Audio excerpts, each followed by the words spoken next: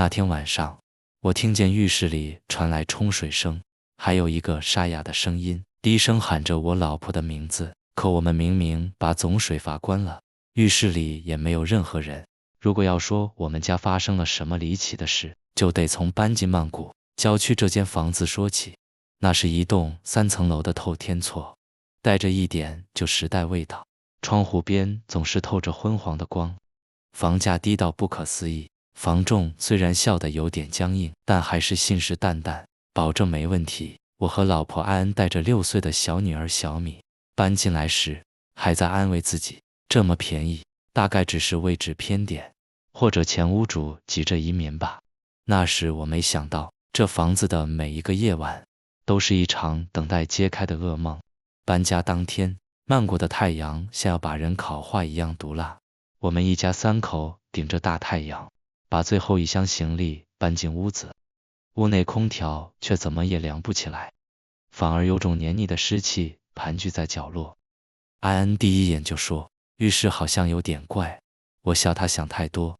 浴室在1楼长方形，马桶正对着洗手台，镜子宽得不寻常，像是特意定做。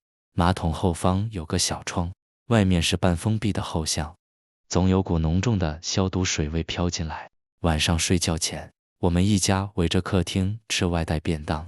小米突然问，爸爸，浴室门缝有一双眼睛在看着我们。我差点被饭呛到。安安连忙抱他，哪有，是你看错吧。小米摇摇头，指着1楼浴室的门缝。我们都笑说是幻觉，可那晚我却怎么也睡不安稳。接下来的几天，诡异的事情一件件发生。先是浴室的冲水声，每天半夜2点，总有哗哗的水声从浴室里传来，仿佛有人不停地冲马桶。我连着3次下楼检查，马桶干干的，水龙头一滴水也没漏。我以为是水管老旧，再请人来修就好，便没放在心上。直到有天，安抓住我，语气发抖，黑竹，你昨天夜里是不是进过浴室？我说没有。他低声说，我明明听见你在里面走动，还叫了我一声。小米也开始变得怪异，他白天活泼，晚上却总是怔怔地盯着卫浴门口。有几次，我夜里起床喝水，发现他站在浴室门前，对着门缝低声说话。我心里发毛，把他抱回房，他却哭着说，里面那个姐姐说她很冷，要我陪她玩。我终于忍不住上网查这间房子的过去，便宜、凶宅、谋杀，这几个关键字让我越看越心惊。有人在网络上匿名爆料，这区过去发生过一场家庭灭门惨案，据说死者的尸体到目前都还没找到。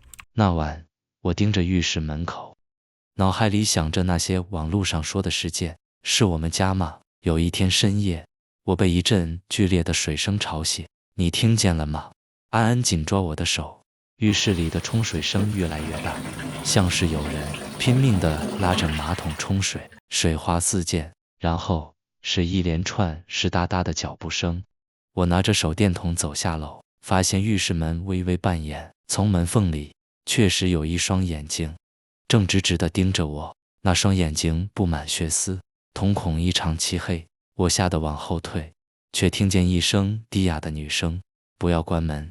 我还没出去，我连忙冲上楼，却发现浴室的镜子里出现了不该有的第3个人影。那个影子和我们谁都不像，脸色惨白，笑容诡异，身形扭曲的不像活人。接下来的几天，家里越来越不对劲。小米开始用奇怪的声音说话，声音沙哑沉闷，内容总是重复类似的话。我不能离开这里，你们也不能。安安变得焦躁，开始整夜失眠，只有浴室，每到夜里都会传来冲水声、低语声，还有看不见的脚步声。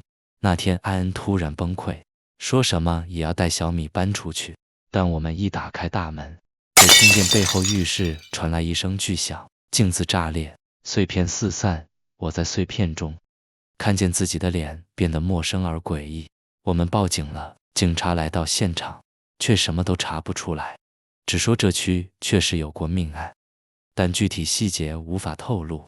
我不死心，决定自己拆开浴室后墙。当我破开墙面时，一股恶臭扑鼻而来，里头赫然藏着一具干枯的女尸，身上还缠着一条破旧的红裙。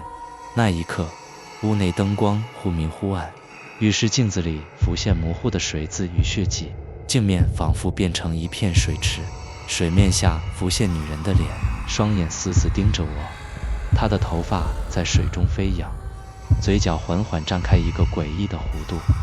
浴室墙上突然渗出血红的水珠，顺着瓷砖流下，拼成了几个泰文，像是回不去或让我出去，但每次看都变换形状。房里的温度迅速下降，空气里传来窒息般的潮湿味，水管里传来呜咽的哭声，像是女人的低泣。不知何时，地板的水渍里倒映出我们3人的倒影，却多了一个陌生的黑影，站在小米身后。小米忽然开始重复说话。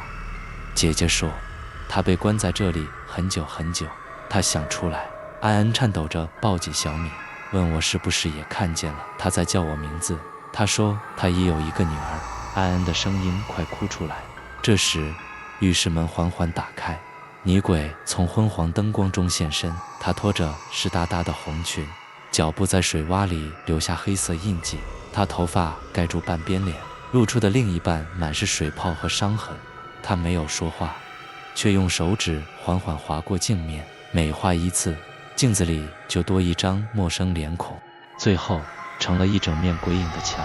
这时我才明白，这房子的诅咒与她的死亡紧紧纠缠。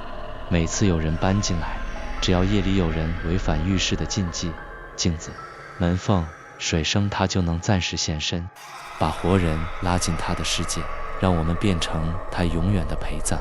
我想拉着家人逃跑，却发现双脚像灌了铅一样动弹不得。女人一步步靠近，身上的水滴在地板上溅起一圈圈黑色水渍。她伸出手，冰冷地搭在我的脖子上。这里是我的家，你们一个都别想走。我醒来时，浴室里一片死寂，安安和小米不见了，墙上的镜子恢复如初，只映出我苍白的脸。我疯狂地在屋里找他们，却怎么也找不到。警察再一次来到现场，只发现我一个人在浴室里不停地冲水。他们说我神志不清，不停重复：不要关门，不要照镜子，不要看门缝下面的眼睛。现在我一个人住在这栋屋子，每当夜深人静，浴室里总会传来水声和低语。我试着自救，试着逃跑，却总是回到这浴室。唯一不变的是门缝下方那双永远睁大的眼睛，和镜子里那张已经不是我的脸。你知道吗？有些门打开就永远关不上了，因为你不知道开启后会有什么后果。